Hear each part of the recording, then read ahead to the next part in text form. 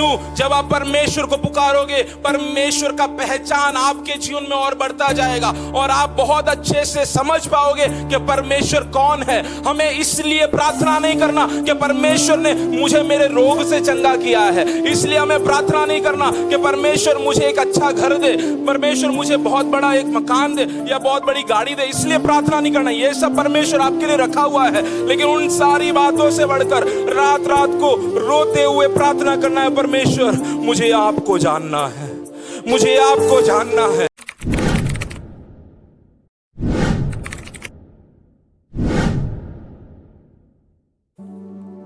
एक परमेश्वर का बहुत बड़ा एक दास था जिसका नाम था डेविड लिविंगस्टन। किसी ने सुना है? डेविड लिविंगस्टन बहुत महान दास थे जो अपना घर, अपना सब कुछ छोड़कर अफ्रीका के देश में जाके सेवकाई करने का निर्णय लिया। ऐसा लिखा गया है, जनवरी 14, 1856 में वो अपने दोस्तों के साथ एक जगह में पहुंचे और वो अपने कैंप को लगा रहे थे, तंबू को गाड़ रहे थे। उतने में उन्हें सुनने में आया कि वहां के जो लोग हैं, जंगल में रहने वाले लोग हैं, इन्हें मार कर इनका हत्या करने वाले हैं, क्योंकि इन लोग सारे जो थे जंगल वाले इनका विरोध करने लगे थे।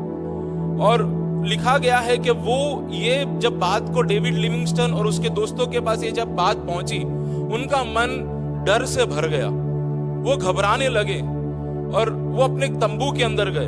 तंबू के अंदर जाकर उन्होंने एक किताब निकाला और किताब निकालकर तारीख लिखा जनवरी 14, 1856, और वो लिखकर इस प्रकार से लिखने लगे कि मैं बहुत योजना के साथ यहाँ पे आया था, बहुत आशा के साथ यहाँ पे आया था, लेकिन जो बाहर खड़े दानव के कारण, ये दानव समान लोगों के कारण मेरी आशा खत्म हो रही है।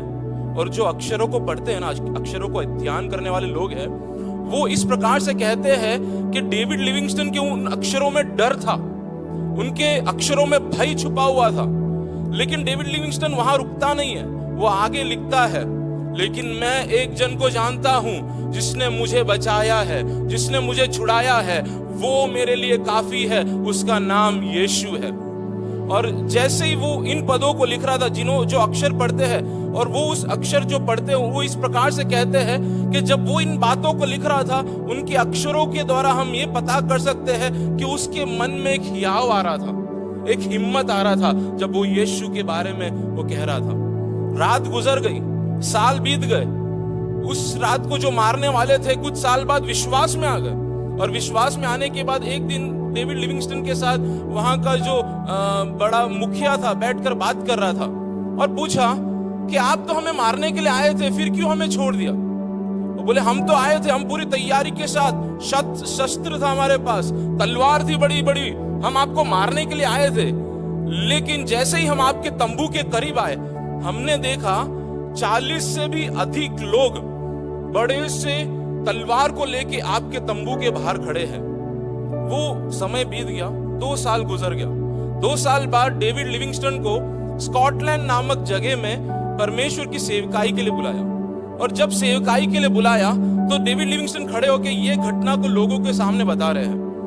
उन्होंने प्रचार किया, प्रचार के बाद वो जा रहे थे, उतने में एक व्यक्ति उनके पास दौड़कर आया और दौड़कर आकर कहा, डेविड लिविंगस्टन जी, आप जो बोल रहे थे 14 जनवरी की बात कर रहे थे क्या? हाँ 14 जनवरी 1856 की बात कर रहे थे। हाँ 1856। तो उन्होंने एक डायरी, जो वहां का विश्वासी था, वहां का विश्वासी एक डायरी निकाल के दिखाया, देखिए उस दिन हम आपके लिए बैठकर प्रार्थना कर रहे थे। और वो 40 से भी अधिक लोग उस प्रार्थना में जुड़े हुए थे। प्रार्थना में असंभव बातें संभव होती है। प्रार्थना में बंद दरवाजे परमेश्वर खोल के रख देता है। ये आज का भजन भी एक प्रार्थना है। जब दाऊद अपनी जिंदगी को बचाने के लिए यहां वहां भटक रहा था, उसको सुनने में आया कि उसके साथी लोग या परमेश्वर के चुने हुए लोग यहूदा में जो रहते हैं, उनके जान को खतरा है, फिलिस्ती आके उनको मार रहे हैं, उनके ऊपर सताव कर रहे हैं। तो दाऊद परमेश्वर के पास मुड़कर परमेश्वर से प्रार्थना करता है, परमेश्वर क्या मैं उनको बचाने के लिए जाऊं? और परमेश्वर कहता है जा, उन्हें बचा। और दाऊद और अपने साथी के साथ वहां पे पहुंचता है, और जितने शत्रु थे, फिलिस्ती थे, उनको मार गिराकर उनको वहां से भगा देता है। और उसके जो साथी थे, और वो समय पे वो परमेश्वर के सामने वापस आया और उसको सुनने में आया, उसके साथियों से सुनने में आया कि उसके जो शत्रु है, साउल है, उसके लोग हैं अब इसे मारने वाले हैं। दाऊद को जब ये बात सुनने में आई, दाऊद का मन बहुत ही घबराहट से भर गया। वो परमेश्वर के सामने प्रार्थना कर रहा है, क्या परमेश्वर साउल मुझे ढूंढ लेगा? क्या परमेश्वर ये लोग जिनका मैंने मदद किया, जिनका साथ मैंने दिया, क्या ये लोग मेरा साथ छोड़ देंगे? ऐसे एक अवस्था में जब दाऊद को लगा कि उसके लिए जीना मुश्किल है, शत्रु उसे मार देंगे, उसके जीवन में धोखे का सामना उसे करना पड़ेगा, परमेश्वर का दास एक भजन लिखता है। वो भजन है ये भजन संगीता 31। और भजन संगीता 31 सिर्फ प्रार्थना नहीं है। जब इसे ध्यान से हम मनन करते हैं, हमें पता चलता है ये ऐसा एक प्रार्थना है जहां पे दर्द भी है, लेकिन दर्द के मध्य में आराधना भी है। Praise the Lord. ये भजन हमें सिखाता है कि हमारे मसीह जीवन में जब हम आगे बढ़ते हैं, जरूरी नहीं कि हमें फूलों का रास्ता मिले हर बार, जरूरी नहीं कि अच्छा ही रास्ता हो हमारे सामने। कई बार उतार चढ़ाव हमारे जीवन में आ सकते हैं, कई बार शत्रु हमें गिराने का कोशिश कर सकता है, कई बार अपने लोग हमें धोखा देने के लिए खड़े हो सकते हैं, लेकिन उसके मध्य में भी हमें एक जन का साथ नहीं छोड़ना है, एक जन को पुकारना नहीं छोड़ना है, वो है हमारा Yeshu Masih. Praise the lord. आपके जीवन में भी जब तकलीफ आए, लोग आपको धोखा देने के लिए खड़े हो, अपने लोग आपसे मुंह फेर ले और कहे अरे तेरे जीवन में तो ये होना ही था, तेरे जीवन में ये घटना ही था, उसके मध्य में लोगों के सामने उंगली लगाते हुए उनके सामने लड़ने मत जाओ, लेकिन परमेश्वर के सामने मुड़ते हुए परमेश्वर को पुकारना सही समझो, क्योंकि वही प्रार्थना में सामर्थ है। Praise the lord. आपके मुंह से शायद शब्द नहीं निकलता होगा, लेकिन उस अनकही शब्दों में बहुत बड़ा सामर्थ है। जब आपके पास शब्द नहीं मिलता, उस अनकही शब्दों में सामर्थ है, क्योंकि बंद दरवाजे किसमें खुलते हैं? प्रार्थनाओं में। मुर्दे जिलाए किसमें जाते हैं? प्रार्थनाओं में जाते हैं। टूटे व्यवस्था कैसे बनते हैं? प्रार्थनाओं में बनते हैं। टूटे हुए रिश्ते कैसे संवरते हैं? वो सिर्फ प्रार्थनाओं में होते हैं। दाऊद हमें सिखा रहा है प्रार्थना करना छोड़ना नहीं है, प्रार्थना करना छोड़ना नहीं है, प्रार्थना करना छोड़ना नहीं है। हालेलुया। क्या आप अपने आप को याद दिला सकते हैं कि मुझे प्रार्थना करना बंद नहीं करना है? चाहे मेरे साथ कोई खड़े हो या ना हो, मेरे परिवार के लोग मेरे साथ हो या ना हो, कोई मेरा मदद करे या ना रहे, चाहे हंसी का दिन आए, दुख का दिन आए, मैं परमेश्वर के सामने दंडवत करना कभी बंद नहीं करूंगा। ये प्रार्थना होने पाए आपकी, ये प्रार्थना होने पाए आपकी, यही प्रार्थना होने पाए हर पल हर घड़ी आपकी। Praise the Lord. मैं एक चीज जानता हूं, आज मैं यहां पे खड़ा हूं, किसी ने मेरे लिए प्रार्थना किया था। आज यहां पे आप जिंदा हो, किसी ने आपके लिए प्रार्थना किया था। शायद वो इस दुनिया से गुजर गए हैं, उनका नाम उन निशान इस दुनिया में नहीं है, लेकिन जब वो जीवित थे, आपके लिए उपवास करते हुए प्रार्थना किया, इसलिए आज आप यहाँ पे जीवित रहते हुए जीवितों के बीच में आराधना करने पा रहे हो।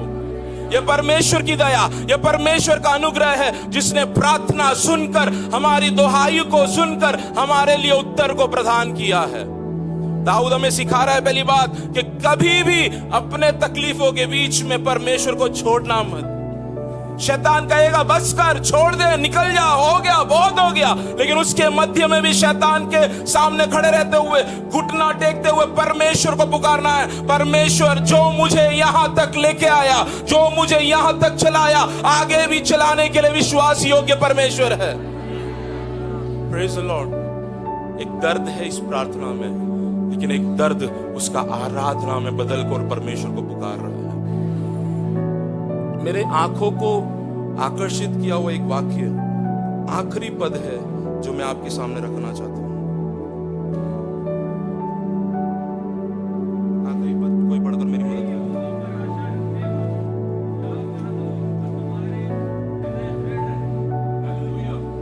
हालेलुया। जब अंग्रेजी में हम पढ़ते हैं तो वहां पे लिखा हुआ है be strong and be courageous if you trust in the Lord. जो यहोवा पे भरोसा रखते हैं वो हियाव बांधे और अपने मन को दृढ़ करे। देखो दाऊद जब ये भजन को लिख रहा था ना, वो सिंहासन पर नहीं बैठा था, वो एक आराम से गद्दे वाले मुलायम से गद्दे के ऊपर बैठकर ये भजन नहीं लिख रहा कि यहोवा पे भरोसा करो, सब अच्छा है, यहोवा पे भरोसा करो। जब जिंदगी में अच्छा चल रहा है तो परमेश्वर की महिमा करना, बहुत हालेलुया ऐसे ही करते हैं ना जब अच्छा चलता है। तो जब दुख आता है तो हालेलुया बोलना, बोलते हैं अरे दोस्त आ जाओ, मित्र आ जाओ, हालेलुया नहीं बोलना, परमेश्वर की महिमा नहीं करनी। लेकिन दाऊद हमें सिखा रहा है कैसा भी अवस्था हो परमेश्वर की महिमा करनी है। उसके 10, 11, 12 और 13 वचन को जब हम पढ़ते हैं, वहां पे लिखा हुआ है कि मेरा जीवन शौक के मारे और मेरी अवस्था कराते कराते घट चली है। मेरा बल मेरे अधर्म के कारण जाता रहा और मेरी हड्डियां घुल गई है। अपने सब विरोधियों के कारण मेरे पड़ोसियों में मेरी नामधराई हुई है। अपने जान पहचान वालों के लिए डर का कारण मैं हूं। जो मुझको सड़क पर देखते हैं वह मुझसे दूर भाग जाते हैं। मैं मृतक की नाई लोगों के मन में बिसर गया हूं। मैं टूटे बर्तन के समान हो गया हूं। मैंने तो बहुतों के मुंह से अपना अपवाद सुना। चारों ओर भय ही है। जब उन्होंने मेरे विरुद्ध आपस में सम्मति की तब मेरे प्राण लेने की युक्ति की। देखो उसका जीवन दुख से भरा हुआ है। उसका शारीरिक सिर्फ मानसिक बल गिरा नहीं है, उसका वो शारीरिक तौर पे पूरी तरह से टूटे हुए अवस्था में गिरा हुआ है। उसकी हड्डियां कमजोर हो गई है। उसके शत्रु चारों तरफ गिरे हुए हैं। उसको मदद करने के लिए कोई वहां पे मौजूद नहीं है। वो एक मजाक का पात्र, जिन पे वो भरोसा करता था उनके सामने आज वो एक मजाक का पात्र बन के खड़ा है। लोग मानो ये मर गया है करके इसकी तरफ कोई मुंह करने के लिए तो कोई तैयार नहीं था। टूटे हुए बर्तन के समान उसे महसूस हो रहा है। इन पदों में वो लिख रहा है चारों तरफ भय, मौत का एक साया उसके सामने खड़ा है। इन चारों वचन में जब 10, 11, 12, 13 में जब हम पढ़ते हैं तो यहाँ पे उसकी अवस्था के बारे में लिखा है, लेकिन उसका अगला पद कैसे शुरू होता है वहां पे देखिए। 14वें वचन में लिखा है परंतु हे यहोवा मैंने तुझी पर भरोसा रखा है। Hallelujah, hallelujah. कितनी आनंद की बात है ये, कितनी सुख की बात है। मुझे भरोसा करने के लिए या एक भरोसामंद परमेश्वर मेरे लिए हमेशा उपलब्ध है। Praise the Lord. मैं बुलाऊं तो सुनने वाला परमेश्वर, मैं बुलाऊं तो स्वर्ग को नीचे करने वाला परमेश्वर, मैं पुकारूं तो मेरे लिए उत्तर प्रदान करने वाला परमेश्वर। चाहे कैसा भी अवस्था हो जाए, जब हम परमेश्वर को पुकारते हैं दुख दर्द मुसीबत के बीच में, परमेश्वर हमारे लिए द्वारों को खोलने वाला परमेश्वर है। Hallelujah, hallelujah. यहाँ पे बैठे अगर कोई भी है, आपको लग रहा है ऐसा एक अवस्था, आपको लग रहा है मौत मेरे सामने है और चारों तरफ मृत्यु छाई हुई है, कोई रास्ता मुझे नहीं दिख रहा, कैंसर हो गया है, बीमारी हो गई है, मेरे परिवार को कौन संभालेगा, आगे कैसे होगा। हे परमेश्वर मैंने तुझी पर भरोसा रखा है। हे परमेश्वर मैंने तुझी पर भरोसा रखा है। वो पद जब शुरू करता है बहुत सुंदर से एक शब्द के साथ शुरू करता है परंतु। चाहे कैसा भी परिस्थिति से आप होके गुजर रहे हो, उसके मध्य में खड़े रह के कहो परंतु मेरा रखवाला आज भी मेरे लिए काम करता है। मेरा छुड़ाने वाला आज भी मेरे लिए काम करता है। मुझे चलाने वाला आज भी मुझे चलाने के लिए विश्वास योग्य परमेश्वर है। जब आपका दिल टूटा हो और रास्ता आगे नहीं दिखे, उस परमेश्वर के सामने कहो मुझे भरोसा है कि मेरा भरोसामंद परमेश्वर मुझे आगे भी चलाएगा। जब 24वें वचन को जब हम पढ़ते हैं वहां पे लिखा हुआ है हे यहोवा पर आशा रखने वालों हियाव बांधो और तुम्हारे हृदय को दृढ़ करो। जब हम इस भजन को हिंदी में पढ़ते तो सरल शब्दों में लिखा है, लेकिन जब इसके मूल भाषा में, हिब्रू भाषा में, इस पद को जो भाषा में ये लिखा गया है उस भाषा में जब हम इस पद को पढ़ते हैं वहां पे इस प्रकार से नहीं लिखा है। वहां पे लिखा हुआ है कि be strong he shall strengthen you. वहां पे लिखा हुआ है ढाढ़स, हिम्मत रखो, वो तुम्हें दृढ़ करेगा। Praise the Lord. वो तुम्हें दृढ़ करेगा। अपने मन के ऊपर भरोसा मत रखना, आपका मन आपको धोखा दे सकता है। किसी मनुष्य पे भरोसा मत रखना, शायद आपके मन जिस पे आपने भरोसा किया है वो आपको त्याग कर आपको नीचे कर सकते हैं। लेकिन यहाँ पे दाऊद कहता है, मेरे हिम्मत का सोता वो परमेश्वर है। मेरे हिम्मत का सोता वो परमेश्वर है। मेरे हिम्मत का सोता वो परमेश्वर है। हर एक परिस्थितियों के बीच में किसी मनुष्य के ऊपर भरोसा मत रखना, शायद आपको धोखा दे दे। कई लोग अपने रथों पे विश्वास करते हैं, कई लोग अपने घोड़ों पे विश्वास करते हैं, लेकिन हम यहोवा के नाम पे विश्वास करते हैं। हम यहोवा के नाम पे विश्वास। क्या आप अपने परिस्थिति को देखकर कह सकते हो, मेरा परमेश्वर भरोसेमंद परमेश्वर है? क्या अपने परिस्थिति को देखकर कह सकते हैं, मेरा परमेश्वर मुझे दृढ़ करने वाला परमेश्वर है? क्योंकि मैं एक चीज जानता हूं, जो हिम्मत मुझ में है वो हिम्मत मुझ में मैं खुद लेके नहीं आता, लेकिन देने वाला एक परमेश्वर है। Praise the Lord. और जब वो देता है तो झप्पड़ फाड़ के देता है।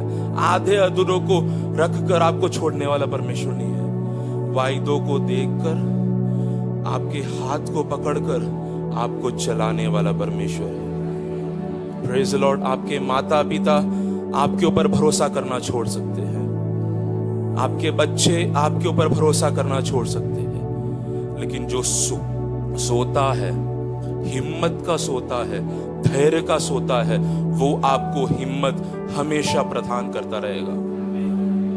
Praise the Lord. जब हम पढ़ते हैं प्रेरितों के पुस्तक 27वें अध्याय में एक घटना के बारे में वहां पे लिखा हुआ है। पौलुस का जीवन में उसको कारागार का सामना करना पड़ा। वो समय में पौलुस और करीबन 200 से भी अधिक दूसरे गुनहगारों को एक जहाज में बैठा के एक जगह से दूसरे जगह लेके जा रहे थे। जब उन्होंने यात्रा को शुरू किया, बहुत सुहाना मौसम था।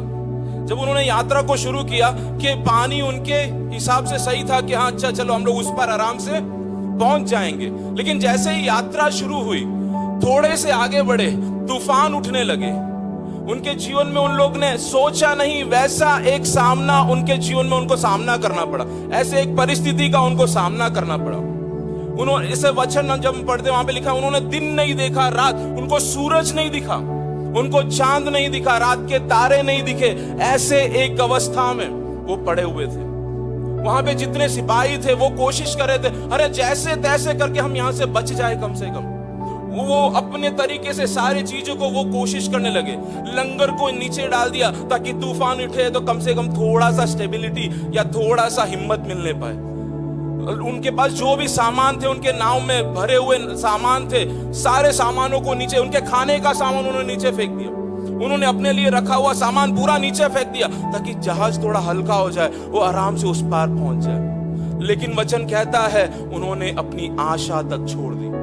इतना बड़ा तूफान, इतना बड़ा लहर उठने लगा कि उन्हें लगा अब इसमें से निकलना मुश्किल है, अब इसमें से हम आगे नहीं जा पाएंगे, इसमें से हम आगे कभी, हम उस पार को कभी पहुंच नहीं पाएंगे, हमारा मृत्यु निश्चित है करके उन्होंने लिख कर रख दिया।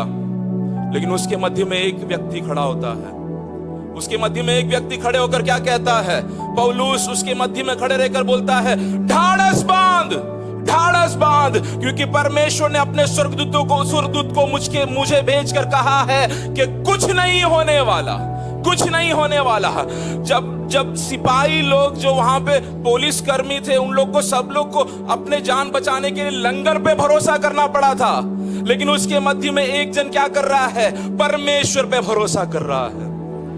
लोग लंगर पे भरोसा करते, हरे परिवार बच जाए, लंगर डाल देते, नीचे रख देते, थोड़ा कम से कम स्टेबिलिटी आ जाए, तूफान हटने दो, लंगर खींच लेंगे। लेकिन लंगर लगाने पे भी उन्हें लगा कि उनका जान खतरे में है, अब उनके लिए कोई आशा नहीं है। हम में से कई लोग यही करते हैं, कभी यहां लंगर लगा देते हैं, कभी वहां लंगर लगा, तूफानों के बीच में लंगर डाल देते हैं, तूफानों के बीच में प्रार्थना करना शुरू करते हैं, तूफानों के बीच में परमेश्वर की आराधना करना शुरू करते हैं। सिर्फ तूफानों में नहीं, चाहे सुख हो या दुख हो, आंसुओं के दिन हो या आशीषों के दिन हो, हमारा लंगर किसी जमीन पे गिराने की जरूरत नहीं है।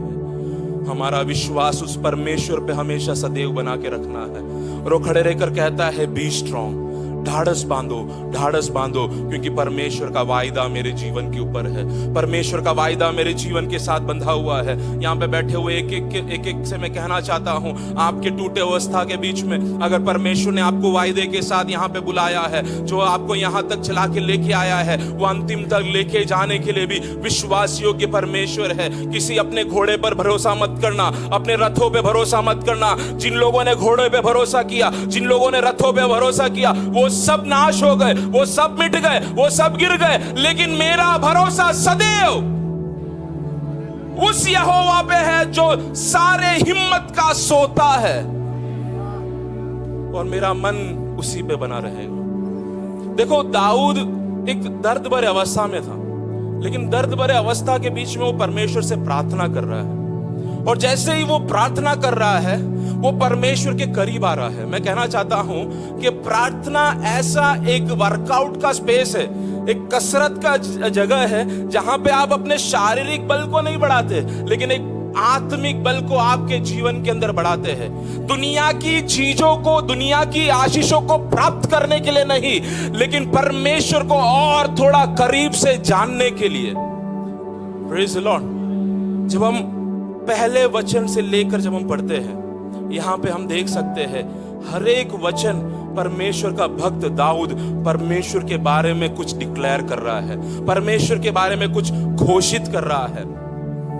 सिवाय उस 10 पद से लेकर 13वें वचन को छोड़कर हर एक पद में परमेश्वर के बारे में कुछ वो डिक्लेयर कर रहा है या घोषित कर रहा है। पहला वचन वो क्या कह रहा है? परमेश्वर मेरा रक्षक है, परमेश्वर मेरा धर्मी है। परमेश्वर, दूसरा वचन कहता है परमेश्वर मेरी आंसुओं को देखने वाला परमेश्वर है, परमेश्वर मेरे आंसुओं को सुनने वाला परमेश्वर है, वो मेरी चट्टान है, वो मेरी गढ़ है। तीसरे वचन में लिखा हुआ है वो मुझे मार्ग दिखाने वाला परमेश्वर है, उसकी महिमा के लिए वो मुझे चलाने वाला परमेश्वर है। चौथे वचन में लिखा है वो मुझे छुड़ाने वाला परमेश्वर है, वो मेरी रक्षा करने वाला परमेश्वर है। पांचवें वचन में लिखा है परमेश्वर विश्वास योग्य है, उसके ऊपर भरोसा करना क्या ही धन्य है। छठे वचन में लिखा है परमेश्वर विश्वास योग्य है, दूसरे जो मूर्तियों के समान चुप नहीं रहता, दूसरे चीजों के समान शांत नहीं रहता, लेकिन मेरे परिस्थिति के मध्य में मेरे लिए अपने हाथों को लेकर बढ़ाकर मुझे निकालने वाला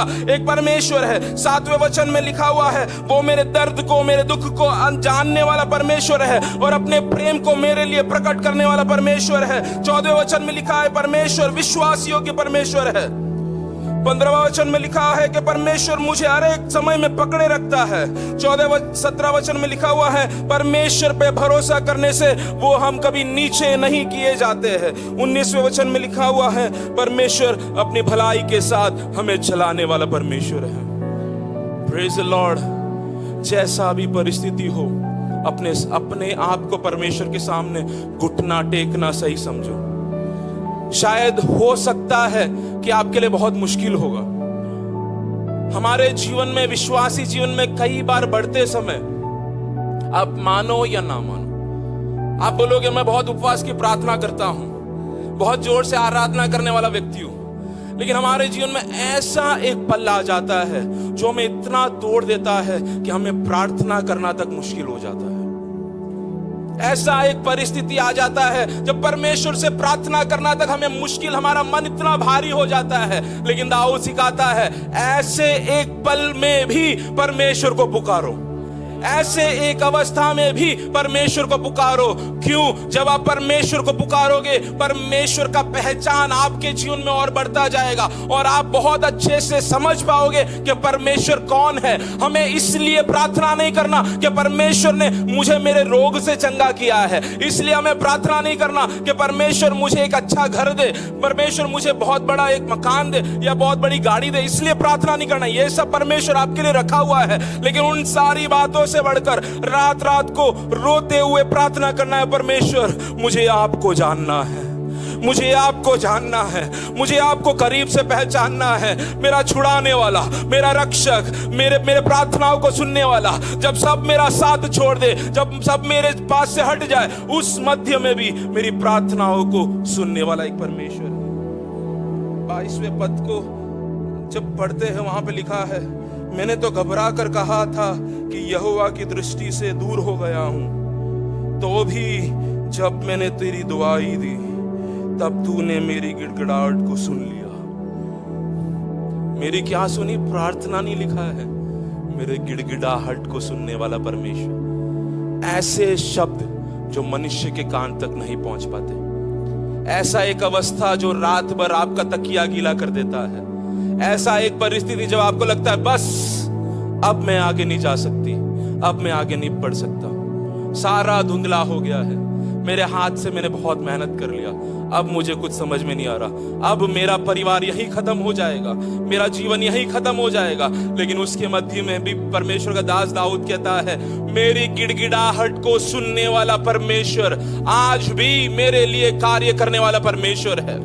आपका परिवार आपको टूटा हुआ नजर आ रहा होगा, आपको लग रहा होगा आपको कोई रास्ता नहीं है, आपको लग रहा होगा बस हो गया, अब नहीं, मैंने बहुत मेहनत कर लिया, दिन रात परिश्रम किया, लेकिन मेरे नाव में मैंने जीवन में कुछ नहीं प्राप्त किया। लेकिन आज विश्वास के साथ अपने जीवन के ऊपर ऐलान करते हुए कहो, मेरी प्रार्थनाओं को सुनने वाला, मेरे लिए काम करने वाला, मेरे अवस्थाओं को बदलने वाला, मेरे टूटे अवस्था को बदल के मुझे स्थिर स्थान में करने वाला परमेश्वर आज भी जीवित है।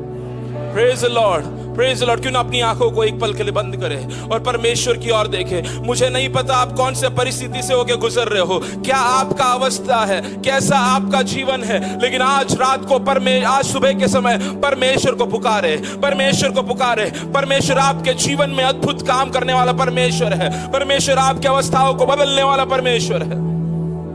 उन सारी बातों से बढ़कर परमेश्वर, मुझे आपको जानना है, मुझे पहचानना है, मुझे छुड़ाने वाला कौन है, मुझे करीब से उस मसीहा के प्रेम को जानना है जिसने मेरे लिए, मेरे पापों के लिए अपने आप को उस क्रूस पे बलिदान कर दिया।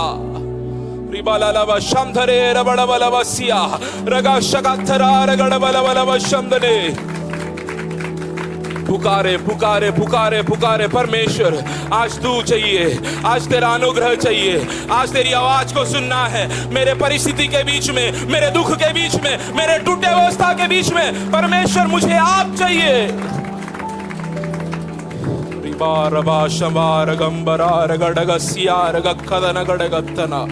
रक्ते रगखदर गडगम दलाल बलब शत्रे रगडगसिया रक्षा रगखदल बलबल बमदनार गडगम दनार गखदरे गडगक्षिया। Hallelujah, hallelujah, hallelujah. प्रभु जी, आपके सिंहासन के पास हम आते हैं कुछ और चीज को मांगते हुए नहीं, हमारे घर के लिए नहीं, हमारे परिवार के लिए नहीं, लेकिन आपकी महिमा सच्चाई और आत्मा में करने के लिए आपके करीब आते हैं। प्रभु जी, छूले छूले छूले रिबा रखम दरा रगड़गसिया रगथना।